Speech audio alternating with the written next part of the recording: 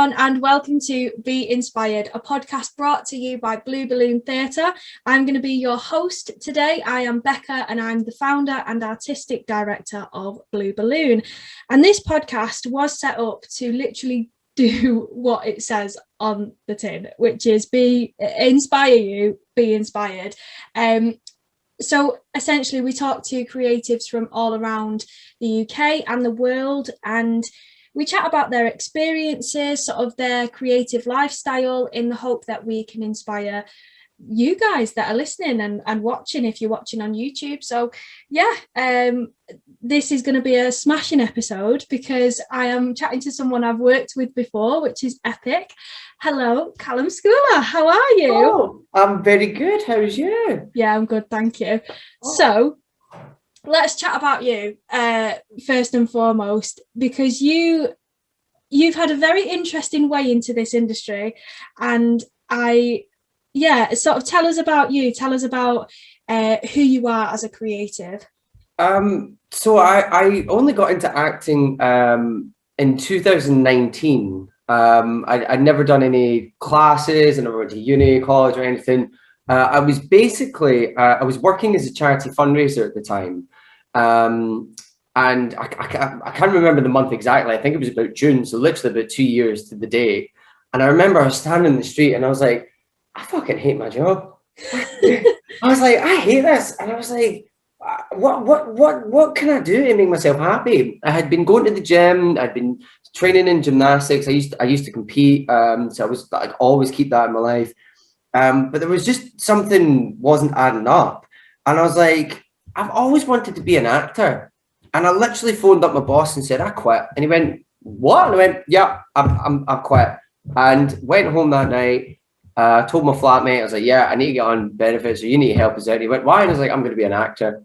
And he was like, what? And everyone I kept speaking to, they were just like, you can't just do it. And I was like, watch me. I had headshots set up the next week. The same week I had 2 auditions. I was on 2 different casting websites. I went and did like 2-minute YouTube things. I did like loads of student things. The very first production I was in was a zombie production. And I couldn't believe I got it because I remember reading through it. And now if I saw it and things, I'd be like, we'll bypass that one. It fell through post-production, unfortunately. But I remember in the table read, it's meant to be 3 years deep into a zombie apocalypse. And in the script, my character, Nathan, was to get handed a sandwich. And I remember the table read, nobody reacted. And I was like, excuse me, is Warburton still going for all this? Like, what? But yeah, I never let the fact that I had no training, and I still get a bit of imposter syndrome especially when I'm on set with people now, and they tell me about all the different things and people they've worked with and years and years and years of experience. I just never let that bother me because I knew what I wanted to do. I knew that doing this would make me happy. And then my first production that actually came through was live theatre, and it was called Mouthpiece. And that was with Theatre Paradox in Edinburgh. Shout out to all the Theatre Paradox crew, particularly Angus, the director, Alice Jackson, the producer of that show, and the absolutely fabulous Nicola Alexander. She was my co-star. And it was called Mouthpiece. And I remember on the train up to the audition, they said, like, I had never done like an open casting call before. This was really weird, like to go and read a monologue. And I was like, oh my God. I'm gonna have to read some bloody Shakespeare. It's theatre. I have no right being there. And I was sweating. I was terrified. And I got in and I read the monologue, and I had to play a Ned, or a child character, and I just put it down and went, I've got it. I was like, I've been doing that for 24 years. I've got it. And yeah, it was. I remember doing like all the rehearsals and learning lines. I was. Again, you know yourself, you get nervous and just everything, emotions were going, but you connect with someone. And I remember the very first show, stand behind the curtains, and the music went up, and just this, it was just this feeling you can't describe. I was just standing in the back like that. This is my night. It doesn't matter what anything's come before, comes after. And I remember saying to my mum and dad after that show, I was like, I don't care if this is the only thing I've done. I'll be proud that I've done it. Yeah. And once you get that, though, it is addictive. You need to just keep doing that, because see, when the curtain closes, and people give you a standing ovation, and all that hard work, the blood, sweat and tears you've put into it just all pays off. It's the most beautiful feeling I've had. And I get it even now when you do like a little thing and you do like a 3-minute video or something, and then somebody goes, and that's a wrap. As soon as you hear that phrase, you're like, yeah, it's brilliant. oh, that's amazing. Well, what a story as well. Like, I remember you telling me that because we recorded a short radio play back my second ever production, because yeah, that mouthpiece was right before the pandemic. oh And my then god, I just moved in with my wife, and I remember like we were discussing things, and you're like, oh yeah, you were telling me all your experience, and I was like, this is literally the second thing I've ever done that made it didn't fall through. but you were such a natural, and obviously, I mean, doing anything in radio format as we are now, like podcasts as well, is a completely different medium. And so for that to be the second thing that you'd ever done, I was like, he's smashing it. And you were, like, you did. I think something that really is very striking about you is your accent, and I imagine that has probably come in quite handy when you've been for auditions and things like that. Yeah, literally. I did an advert for Green King Amazing. for the Euros, and they literally the advert posted was Scottish male based in Manchester, and I was like, hey, here we go.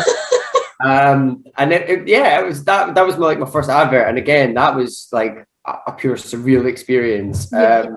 But I think when I talk to most people about this, when they've studied something, and they'll study either stage or they've studied film or production, they've kind of done a niche, whereas I'm like, I want to try a wee bit of all. So I was an extra in the Princess Switch 2. I did that. I've done student short films, I've done live theatre, I've done live Zoom theatre.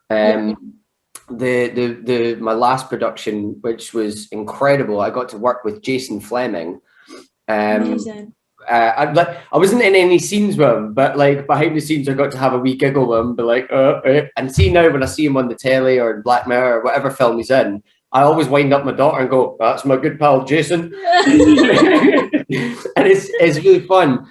But again, like the way we ended up working with each other, I was just determined to find something because I had the free time. And then I was doing, it was the first Zoom production we did, I did. It was again with Theatre Paradox and Nicola. We ended up working again. It was called 7 Interviews. And I had to do six different characters and 6 different accents. And that was a real challenge because I'd only ever acted in a Scottish accent. Yeah.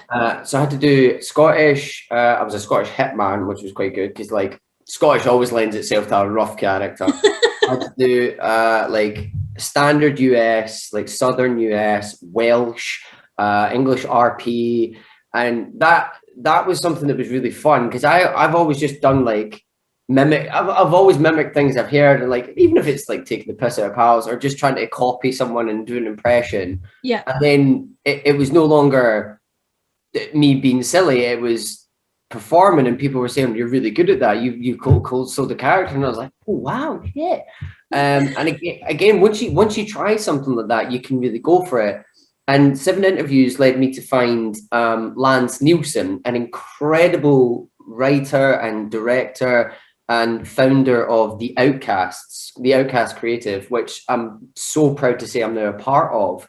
And they started in 2019. It was Lance and Dickon Tolson, 2 incredible guys, and they found it on the basis that like they wanted anyone who wanted to be an actor can come along to their classes, and it was like drop-in classes, and they would do lots of original scripts that Lance had wrote, and they would do some other scenes.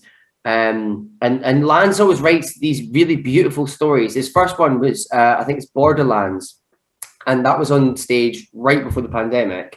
And it's I didn't see it, but I think it's kind of like people crossing over into the UK and they're interrogated about their intentions. And then they did on Zoom right as soon as the pandemic started. I wasn't in this one, unfortunately. It was Persecution of Colin Stagg, about a man that was almost wrongly convicted. And then as I was doing 7 interviews, I went on Facebook and I just chanced my arm and said, hey, who's an industry professional that can come and watch this and give me some critique? Because it's all well and good friends and family and, you know, people you know that are on the same level as you. Not same level, I don't mean that in any kind of bad way.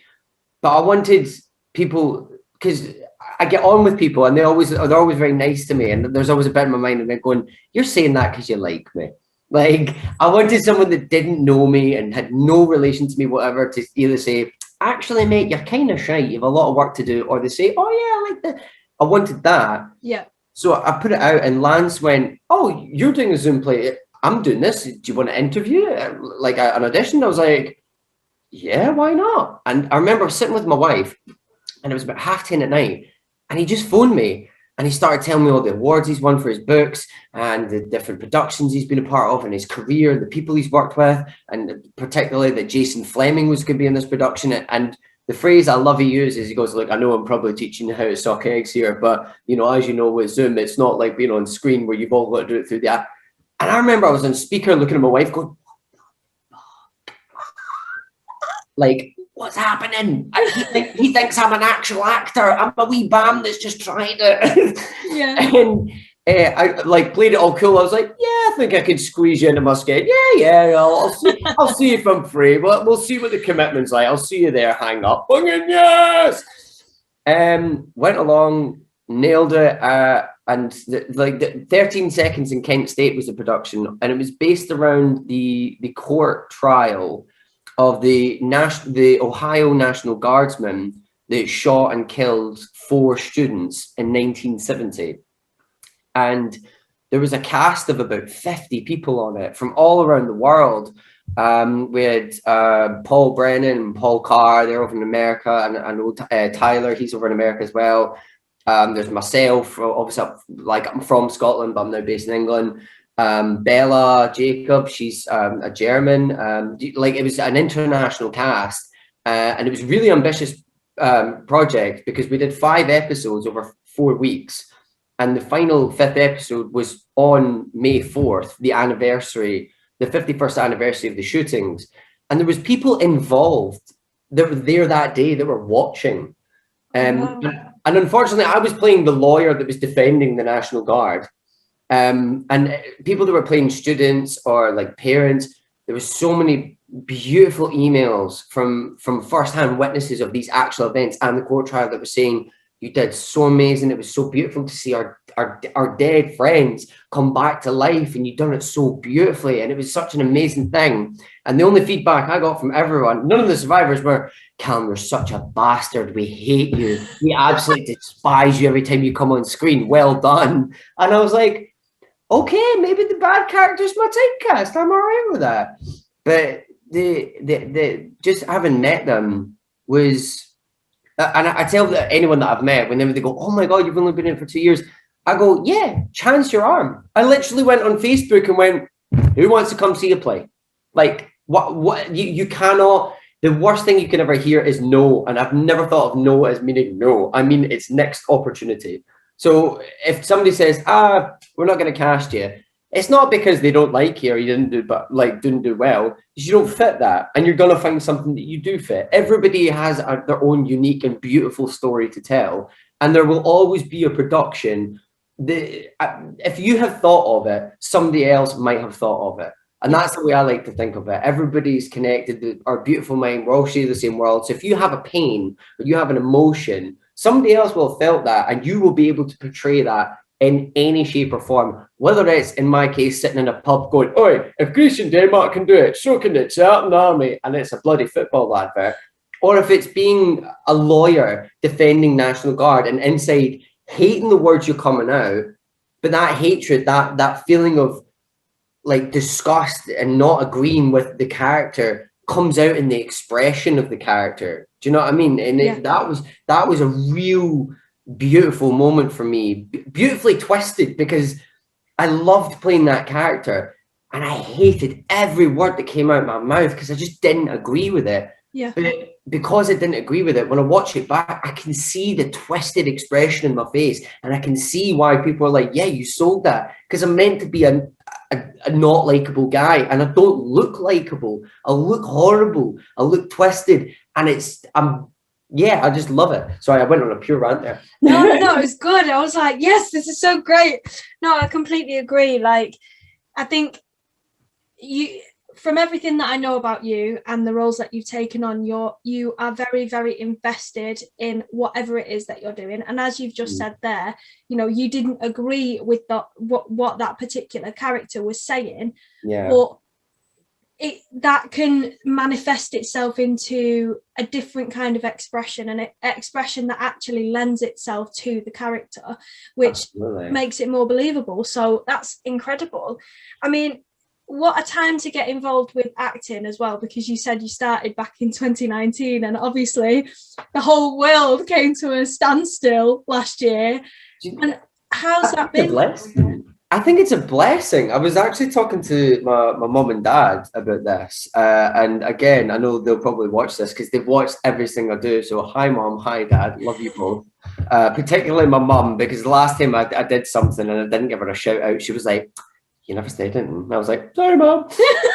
My father, he's no fuss. But I'm like the pandemic, I've been on furlough, so I've had all this time to go and pursue it. And when I was doing Mouthpiece, my very first play, I was working at the time, and I was kind of struggling, and I could only focus on one thing at a time. But I found in furlough, like currently, again with the Outcasts, I'm doing Henry's War, which is an adaptation of Henry V, but it's set around D-Day, not the Battle of the French. And I've been rehearsing for that most nights, but I've also been going out and doing, like, as I said, the Green King advert. I've been filming, I filmed a TV series pilot called Fag Break on Monday. That was awesome. So like, I've been doing lots of things as well. So that's been a real blessing. But I think the reason, genuinely, and I know not everybody has this behind, I know we're trying to inspire people, but I'm just being completely honest. The reason I am so determined when I put my mind to something is my mum and dad. Because I watched them my entire life. It's for a lot of years they were passing ships. My dad was a mental health consultant, and my mum worked she's now global director of a company called PPD. She's an absolute champion of a woman. Amazing. And they work their fingers to the bone, to the point of mental break, just to make sure me and my brother had the absolute best life. And I've always looked at them and just been like, that's how you get through it. That's how you get what you want. And I've seen their house now, and they've just been redoing it up. And they were meant to go to India for my dad's 60th. Unfortunately, the pandemic buggered that. But whenever I speak to them, like, they're just always so supportive. And what's the beautiful thing about their support is my mum can do no wrong in her eyes. But see if I do a performance and it's not great, my dad would just be like, I've seen you do better. And it's not in a bad way. It was like, I used to compete in gymnastics, and he was the exact same, because he did sports all his life. So I've always really looked up for him for being sporty. In fact, he did gymnastics well into his 50s. Like, he did displays and stuff at our local club Largs, and we did train together for at one point in a class. That was fun. I'd stopped competing at that point, but he was always he would see what I could do, and if I wasn't 100%, he had no problem telling me. He's like, you can do better, Calum. And it was with complete love. And I'd be like, yeah, you're right, I'm gonna. And I would go and do it. And then when I was 16, I broke my spine. I had one of my ex, and that's the last we're going to mention her in this fucking podcast. Fuck her. But she was on my shoulders, and I was running, and I kind of like fell over, and she like landed on top, and my L4, L5 completely separated. And I had zero cartilage between the vertebrae from years and years of gymnastics and sports and abuse. And like, it was about 5 years before I was fully recovered, like fully cleared to go back, like to even manual work and blah, blah. But I was still, even after I immediately broke it, I was working in call centers on crutches. I would do all my physio, and just going through all of that, including a severe painkiller addiction, which again lasted for about 5 years. And I feel like it's a struggle even to take paracetamol now. I don't touch anything because I know what it did to me.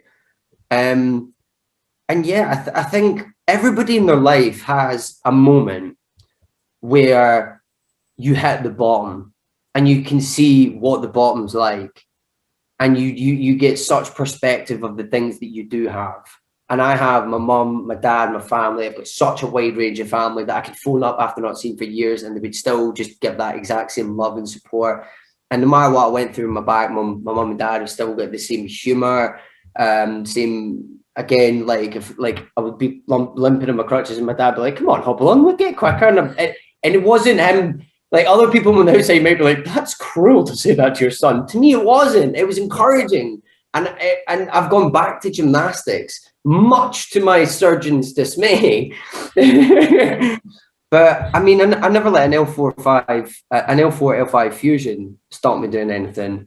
And I think a lot of people, when they go to chase a dream, they forget to see what they've got first. Like, and I hear a lot of performers, like, they say, "I didn't get that role," and they get so gutted. And I'm like, but look at what you've already accomplished. Or like, even just look at your partner. Like, very recently, best example, I applied for a paid feature film. It was filming up in Scotland in September. And I said to them that I'm Manchester based, and they went, "Oh, it doesn't matter. We'll happily work that out for successful candidates." And it's one of the self-tapes I've worked so hard on. I did like 30 takes before I found the right one. I was going to sent it off, really, really happy with it. And they came back and their answer was, "Well, we're going to focus on people in Scotland." And I was like, man. And I remember saying that. And I looked at my wife and went, "I didn't get that." And she was like, "It's okay, you'll get something else." She gave me a hug. My daughter came running through. She, teased me as usual. My dog jumped up onto my lap. And I just looked about and I went, "See, even if I quit acting right now, I've got a beautiful, loving family. I've recovered from my back. I've got my health. I've got food in my cupboards." And I think a lot of people, when they have a dream, they forget where they're currently standing before they try to leap. Yeah. And I think that's what a lot of people get like gutted about, and they'll like try for something, then 3 months later they just take a break from it, and it's heartbreaking, because I know so many of my pals that do that. They try, and then just something knocks them and they're down for weeks. Yeah. And I just want to grab them and be like, "Do you know how amazing a person you are?" Like, for instance, when I was doing charity fundraising, one of my best friends, Gordon Ross, I told you I'd give you a shout out. He taught me literally everything I know about charity fundraising, and just being like, how to talk to people in that job and not to let people give you shit during it. And he's got the biggest heart of gold, I know. And then sometimes I watch him, he just gets so down on himself. He's like, "Oh, I don't feel like I'm getting anywhere." And I was like, I want to grab him, but like, "You don't need to go anywhere. You're fucking awesome." And so many people I meet, I just want to say, "You are fucking awesome as you are. Take that. Be happy with that. Be proud of that. Use that energy into anything you do. Go in and make a sandwich. It's not going to be a sandwich. It's going to be the best damn chicken sandwich. Slam that bread down. Just do it." Just a Buddhist thing that I really learned recently, and I can't believe I'm getting into this, but I remember just heard it on a different podcast, and it really resonated with me, is to sit back and think the moment you're currently in is perfect. Mm-hmm. If you weren't existing in it, it shouldn't happen. And it doesn't matter if it's pain, doesn't matter if it's joy, everything's learning. If it's pain, then you need to learn how to be stronger from this. If it's joy, you need to learn that the hard work you put in is that path that it leads to. If you're just sitting and everything's ample, you need to learn that that's okay to just go that road straight. And every moment is perfect. That is, wow, that is incredibly motivational. And I really like that about you, is how positive and grounded you are. And you've not only come into this industry, this wild, crazy industry, just going, "Oh yeah, I want to give it a go." You've gone, "No, I'm going to go for it." And that's that. And I think that's an amazing attitude to have. I mean, where do you want to go next? Like, what kind of performing do you want to try next? I know you said before you're willing to give anything a go, but is there anything in particular that you've gone, this? I've not tried porn yet. Yeah.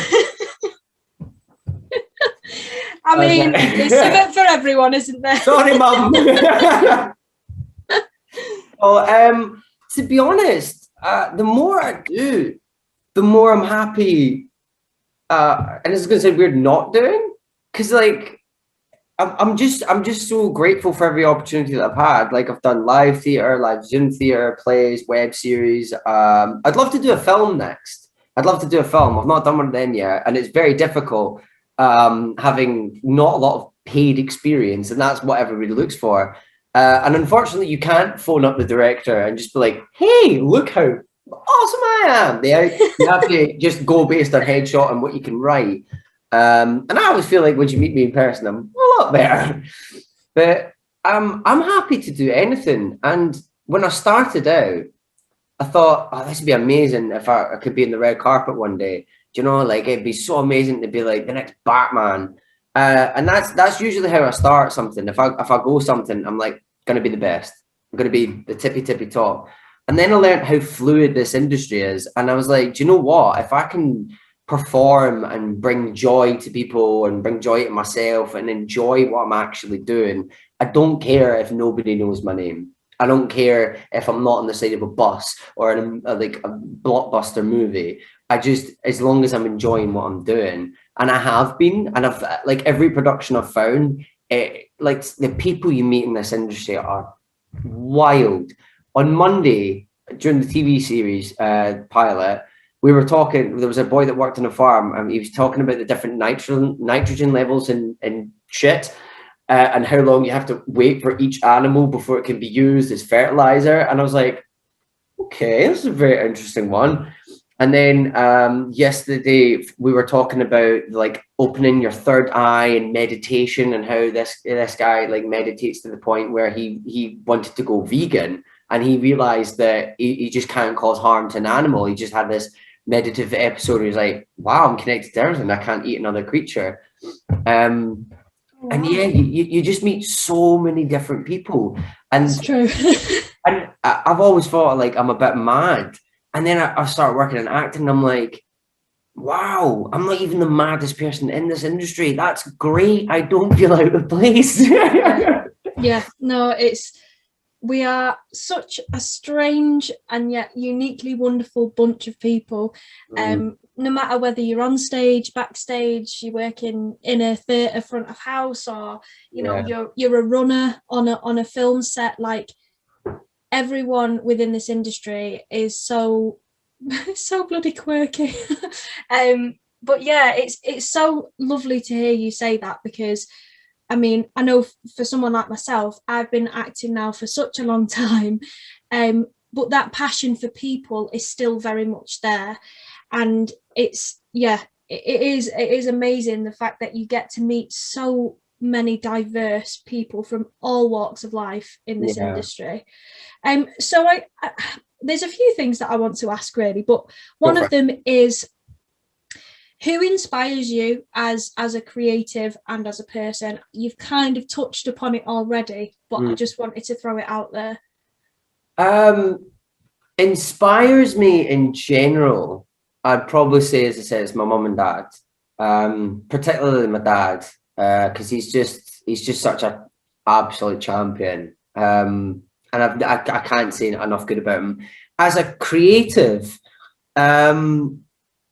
I mean, there's so many to pick from. I would love to see James McAvoy, because particularly he's a Scottish actor. He started out in Shameless, and now he's like Charles Xavier, and his performance in Split. And for a lot of people in particular, like you said it earlier, the Scottish accent's very distinct. Yes. And for a Scottish actor, I feel like to make it to that level, it's incredibly inspiring. As well, you've got like Gerard Butler and Ewan McGregor and lots more that I should. David Tennant as well. You know, I'm going to get absolutely slated online for not remembering more names, but those are the ones that come too. But I think the very first actor that I saw that I wanted to be like that I used to mimic. I'm trying to think who it was. I want to say Robert De Niro. Because I remember, what was he was in? I can't even remember right now. There's too many. I've completely forgotten, drawing a blank on the name of the film. But there's so many people that you see. What I'm particularly fascinated about, and that kind of inspired me as an actor, is you watch people in films and then you watch them interviewed, and they seem so normal and regular. And you're like, you could have seen them being like a serial killer or Batman or like anything like that, and it's incredible. And I tell you, this is my funniest inspiration, and it's from my back, and I've got him tattooed on my leg. Is Batman? It's why I mention him a lot, because Batman broke his spine and came back and saved Gotham, and it was Bane that broke Batman's spine. And I broke my spine, and it was the bane of my existence at the time that broke my spine. Well, she turned out to be so. But Fair. I think you can, as creatives go, I would probably say my biggest inspiration, particularly now that I've broken into it, is James McAvoy, because he's so incredible and so fluid, and just like anything he touches is just captivating, and he can do such a huge range. And particularly as Scottish people are put in as angry alcoholics as their kind of like stereotype, the fact that he can show quite a lot of emotion, a lot of like, and there's definitely roles where he can pull off that kind of handsome, sexy kind of guy vibe, and then he can go like the twisted monster.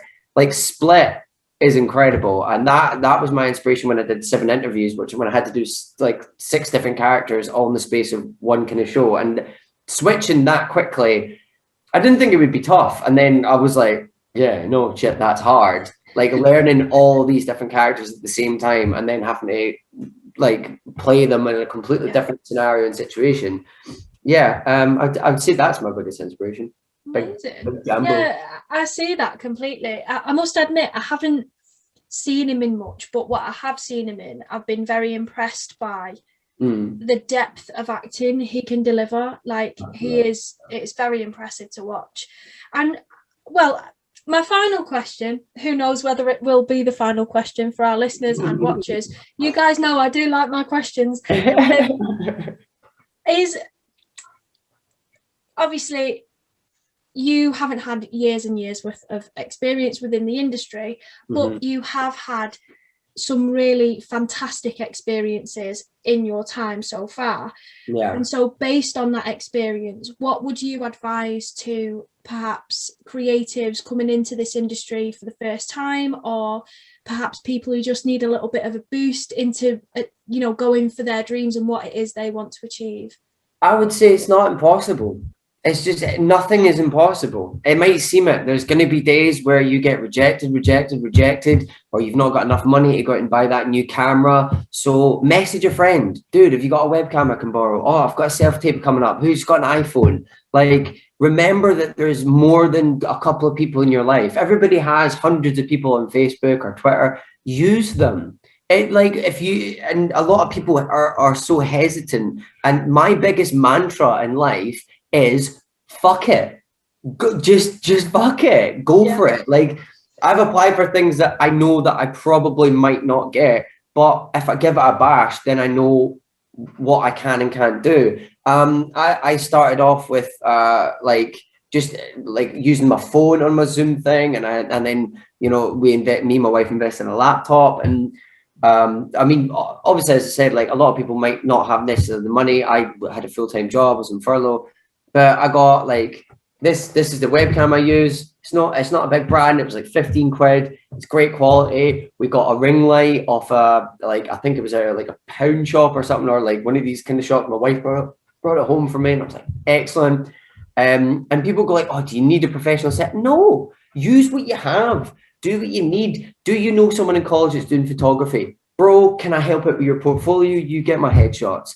Do you know somebody with a video camera or even just a phone? Write down something you think is funny. Get a tripod or makeshift duct tape the phone to the wall. There is literally the only barrier from anyone achieving success is your own limitations that you set on yourself.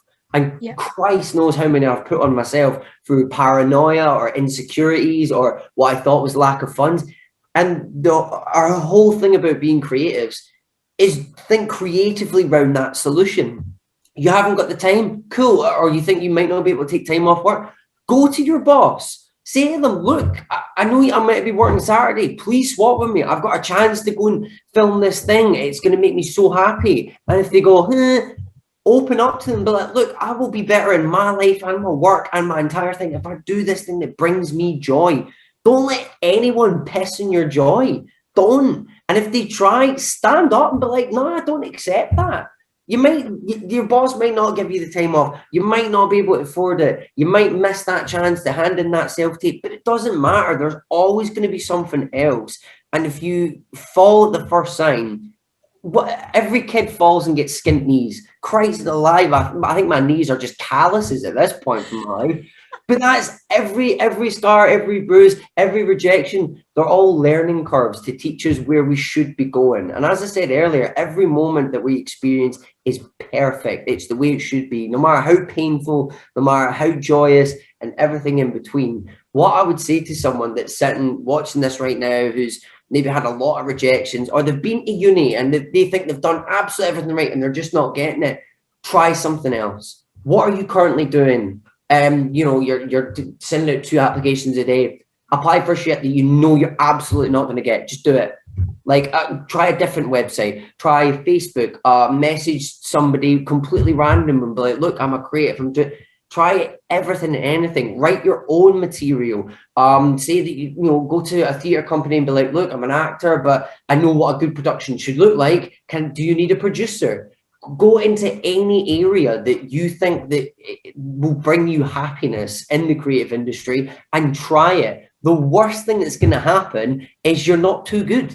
And you're not going to die from that. Nobody's going to turn around and be like, you're the worst person ever. They might just go, could have done that better. That could have been a bit polished up. And then you say to them, cool, next time I know what to do. You've just learned something incredibly valuable. So honestly, to everyone watching that's thinking, well, I'm stuck here, or I want to break into it, or I've been in it for years and I'm just not getting in it, fuck it. Yeah. Try something new, try something different, try something on your own. Just fuck it and go for it. Yeah, that is amazing advice. Absolutely amazing advice. I remember there's a few productions that I've been a part of where we've done a fuck it run of the show, and I tell you what, it's the most liberating thing in the world, isn't it? Because I love it. Honestly, it's like all bets are off. Everything you've done before that point has happened. You've done it. You maybe have stressed about a certain scene because you're not quite getting it. And then in this one particular run, you just go, fuck it. Anything can happen. And that's when things really come alive, because you've got this energy of, it doesn't matter. I'm just going to go at it and see what happens and be in the moment. And that is the best way to be, I think. But, amazing. What an inspirational chat. I'm going to carry this throughout the day with me. Thank you so much for your time, Calum. Honestly. Thank you for getting me on. It's been an absolute pleasure. And yeah, just as you were sitting on the fuck it run, like, just one of the biggest things that I learned actually coming into acting was, I always thought you had to like pretend to be someone else, and it's really not. Like, and I remember doing my first fuck it run. It's, you put you into that role. Imagine, absolutely, like, it's you that's lived that life, not pretending to be the character. And when you do that, and even if you're saying as you fuck up scenes, you just improv and just start talking shite until you get the line back, and you learn so much in that instant moment about yourself, going, is that what I would do in that situation? And it's beautifully liberating that you, like, someone like bumps into you in Tesco, you no longer go, sorry, you suddenly could take on one of these other characters and you go, how dare you invade my space? And exactly. Like, it's you get such confidence in every part of your life, and that's awesome.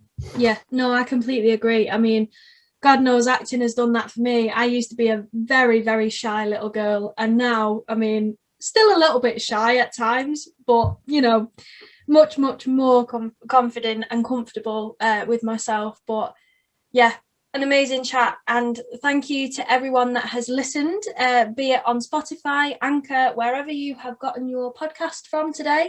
Give us a follow on there. We've got loads more podcasts coming your way. And if you've been watching on YouTube, thank you so much for watching. Leave a like and comment on the video and subscribe to our channel. We would love to have you.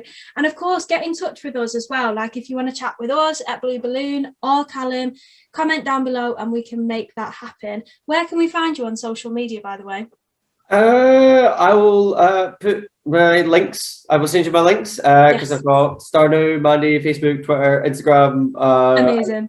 All these things that I've all had to get. Well, thank you once again, Calum. It's been such a joy. And yeah, thank you everyone so much for listening, watching, and we will see you very soon.